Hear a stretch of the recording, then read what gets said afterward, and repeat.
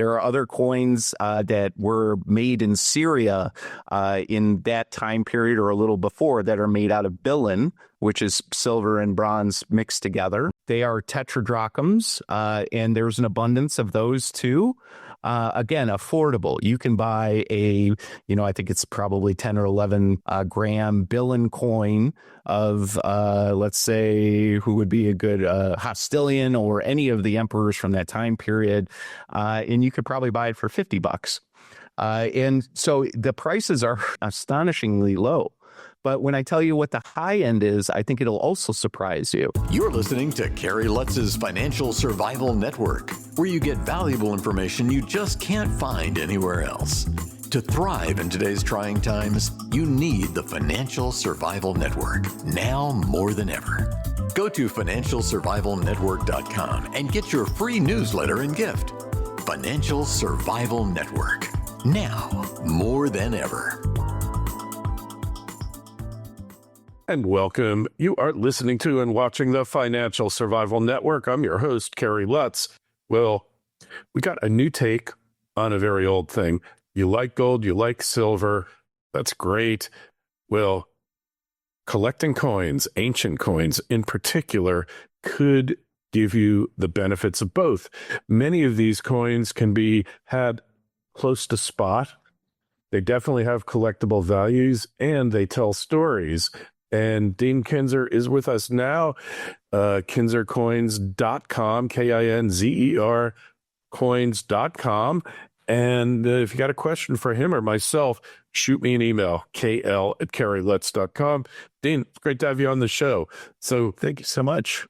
Hey, I never thought of this, but I do know because some modern coins have had some collectible values. Absolutely. I remember my friend Chris Wayne. I haven't talked to him lately, kind of fell out of touch, but he started making coins like anti-royalty coins and things like that. And they wound up selling 2-3 times over spot. So tell us about this opportunity here. Well, first of all, thank you so much, Kerry, for having me on. Big fan, and really an impressive 14 years of putting together podcasts and helping people out. So thank you so much for having me on. Ancient coins are really what I would consider kind of a mystery to Americans, not because Americans aren't in tune with things, but it's really kind of an interesting hobby, one that started in Europe way back when there was royalty that kept some of these ancient coins and started collecting them over time. And then they started to share information between each other. And as time went on, they started to make their way into the States and people started to learn a little bit. But really the kind of overarching idea behind ancient coins has really yet to take hold. And that's why I'm here. I've actually been called the kind of apostle of ancient coins because I am preaching for people to get interested in them. Ancient coins really started out about 650 BC in the Western Isles of Turkey. They started out as little electrum, which is gold and silver mixed globs. And then as time went on, people started to counterfeit them. So they advanced them beyond and they started to put striations. And then once people counterfeited that, they went to images. So about 600 BC, coins started to have images on them of animals. Croesus, if you've ever heard the as rich as Croesus, which used to be a common saying, he obviously king of Lydia, the man King Midas was kind of represented for. He really took coinage to the next level, started creating denominations, different types, silver, gold, bronze, each one of those types having a value and a meaning. And that really kind of spread throughout the Greek world. All of the city-states started creating their own coinage and trying to make it kind of the U.S. dollar of the time. So as time went on, Athens, the Attic owl, became the money of the time. And then further further on, it became the shekel of Tyre, which we all familiar about, and then the Roman denarius. So each one of those types has a series of coins that came from there. Each one of them is very interesting. All of them have great stories behind them. And I'm just on the edge of my feet trying to tell everybody about them. That's really my mission in life. That's really cool. And you said your father was a collector? Yeah. So if the reason it's named Kinzer Coins is because I'm trying to carry on the legacy of my father. My father was what you would call probably clinically a hoarder, but you would say that he it was a collector of very interesting things. Carrie and I talked a little bit about some of the eclectic things he collected, one of them being a Yugo. He had upwards of 12 to 13 Yugos at any given time. So that kind of tells you the taste that he had. So he had interests, American coins, baseball cards, all magazines, you name it. And so as he got ill and I kind of moved in with him to kind of take care of him as he moved on to the next life, I had to manage his estate. And so as I was managing his estate, I went through a lot of things. And the one thing I couldn't let go of were the ancient coins in his collection. He was a very biblical man, very Christian man, ordained minister. So he had ancient coins that were very specific to the Bible. So he probably had 30 to 40 shekels of Tyre.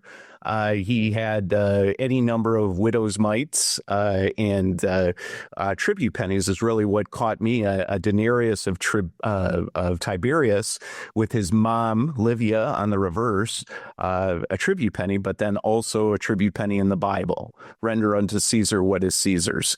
And I just really had a hard time selling it, and it really gives me an opportunity to carry on his legacy beyond his time here.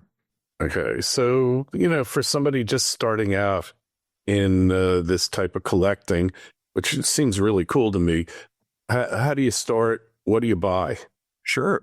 So my recommendation to everyone, ancient coins obviously are not, well, I will tell you, they are not set up like American coins. American coins have a regimented grading system and organization. Ancient coins are still a little bit of the Wild West, which gives you the opportunity to kind of, hit low and gain high. There's opportunity there. But because that it's not well known and because there's opportunities out there for people to make mistakes with their buying, my partner and I, Josh Benevento, have created a podcast, the Ancient Coin Hour, which gives you quite a bit of insight into the business of coins. So we host and we have on people in the industry, the owners of the major companies, collectors, dealers, you name it. So you can get used to the industry. But then we tell you where to shop, who we trust, what are the things you look for in a dealer that you can have faith in, and he will help you. One of the main things that you should always look for is a dealer with a lifetime guarantee, because of the risk that is associated with coins. If something over time turns out to be fake, your dealer should accept that at full price return. That's what I stand on. That's what everyone that's reputable in the industry stands on. So we look for that. I always recommend stay away from eBay until you get familiar with the material that's on there. There are a lot of opportunities for people to sell you cast copies from Eastern Europe or any number of places. And like anyone else, I've made terrible mistakes buying stuff, but that's why we decided that there was just a desperate need for people to learn about this and not make those mistakes. Well, we know, it's been said that a smart man will learn from his own mistakes. A wise man will learn from the mistakes of others. So maybe if we go to you, we can avoid those other mistakes. That's perfect. Yeah, that's exactly right. In terms of what to buy, I can make some recommendations on here. Some of the things that are great about ancient coins is there's a lot of different areas of appeal. So if you're into astrology, you can collect an entire set of Antoninus Pius astrology coins with the astrological symbols on the reverse. There's animals. There's all kinds of little collecting areas that you can get involved in. But I would always encourage you to kind of start smaller. There's an entire group of coins. They call them late Roman bronzes. They're in the 300s to 400s AD. They're when Rome kind of started to, pull back some of the stronger currency and flood the market heavily with bronze. So there's an abundance of them. But you can buy a coin of Constantine the Great from about 325 AD for about $20 to $25 in good condition, not in like worn, but in readable, understandable condition. That's a great start. And because of a lot of succession crises and all that kind of stuff, there's a ton of different emperors that came through during that time period. Each one of them has a fantastic story. Usually they ended up dying terribly, in some kind of assassination or something. But each one of these has a story behind it. And, it just keeps feeding kind of to, I don't want to call it an addiction, but an interest, a hunger for history. And that's why I keep going into it. There are other coins that were made in Syria in that time period or a little before that are made out of billin, which is silver and bronze mixed together. They are tetradrachms, and there's an abundance of those too. Again, affordable. You can buy I think it's probably 10 or 11 gram billin coin of, let's say, who would be a good Hostilian or any of the emperors from that time period. And you could probably buy it for $50. And so the prices are astonishingly low. But when I tell you what the high end is, I think it'll also surprise you. Like if I was to ask you, what do you think a Julius Caesar elephant denarius in really good condition would be worth? Now, I know you don't know that, but just take a guess. Julius Caesar minted coin. What's it made out of? Silver. Silver? 3.8 grams. It can't be worth more than a couple $100, I would assume. A coin with Julius Caesar? Yeah. Julio. It should go for a lot more than that, but there's a bunch of them around. And there is, I think, on pawn stores. Yeah. Bringing them in. So you can buy a Julius Caesar in what I would call kind of low end grade, good, very good in the 500 to 1,000 range, and I would say in excellent condition from like really nice between $5,000 and $10,000 to own a coin of Julius Caesar, not a 3-cent piece from 1865. A coin that was minted in 48 BC. I think it's really cool, Dean. So how do we find you? How do we connect with you? I like what you're selling here, and I'm definitely going to place an order with you. But for those of you out there who are watching or listening, how do you do that? Okay. Well, so come to my website. It's www.kinzercoins.com, KINZER coins.com.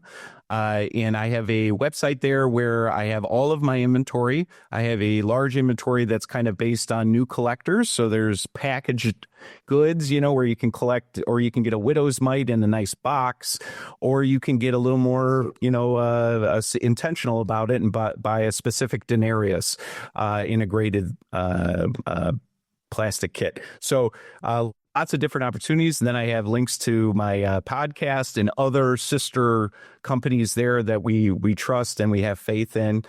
We can make your coins into jewelry. We can do all kinds of things. But if you go to kinzercoins.com, check us out, and we'd be happy to help you learn a little bit about ancient coins and then become a collector. I love it, man. So cool. Love what you're doing. Keep doing it. It sounds like you found your niche. And it's all about the niche. And if you got any questions for Dean, myself, KL@kerrylutz.com, you'll find a link to kinzercoins.com in the show notes to this interview on financialsurvivalnetwork.com. We just ask when you go there, please sign up for your free newsletter. A lot of great info in the process of getting one together now. Hey, Dean, been a pleasure. Thanks so much for stopping by. Thank you so much, Kerry. An absolute pleasure. Thank you. Thanks for listening to Kerry Lutz's Financial Survival Network, your solution to today's trying times. For the latest, go to financialsurvivalnetwork.com. Financial Survival Network, now more than ever.